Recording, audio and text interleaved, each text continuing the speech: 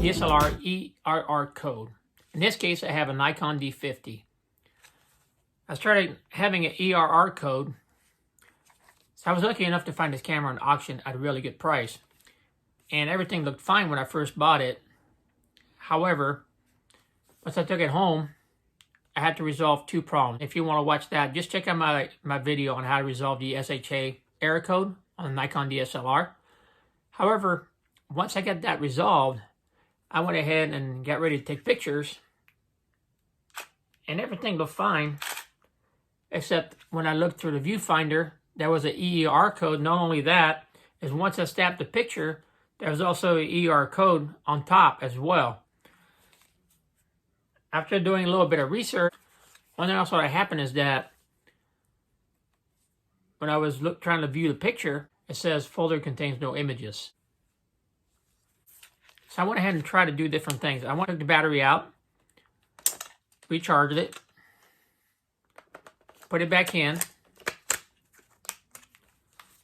try to remove the SD card again, put it back. I even went ahead and removed the lens. I cleaned the contacts on the inside as well as the contacts on the lens. Put it back together.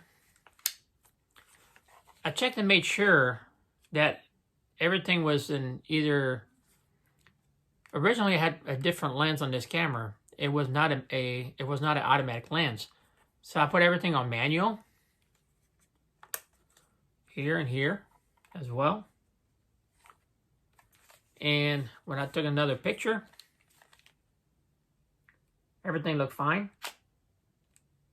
I pressed the shutter button and again had the EER code here as well as through the viewfinder. Then I went and found a AFS automatic lens, and I made sure everything was in auto, as well as the setting here on the mode. I put in an auto and turn the camera back on. I see the error message. I turn it back on, but when I get ready to hit the shutter, it goes away when I hit the shutter and snap a picture as well. Oh, here we go. When I snap a picture, and when I press on the view image, again, I get the folder contains no images. If I try to snap another picture, everything looks fine. It lets me take the picture, the flash works, but when I look through the viewfinder, I see EER as well as on the digital screen.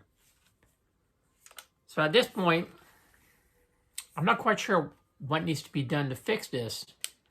I did a little bit more research online. Come to find out that it could be due to the shutter switch. There was two fixes you could do. You could change the shutter switch. I found out that the aperture control unit had to be repaired or switched. And there's two ways to do that.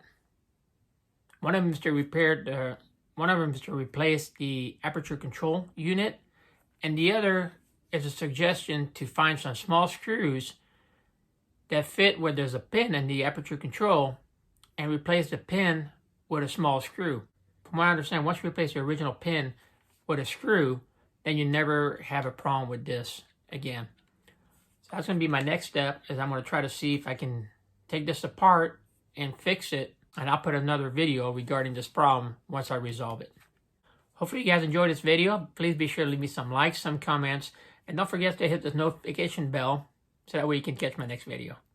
So if you hit the notification bell, you'll be able to see one of my future videos, the Panasonic Numix GF2. This little beauty, yes, in pink, takes interchangeable lenses to include this Minolta MD 50mm f1.2.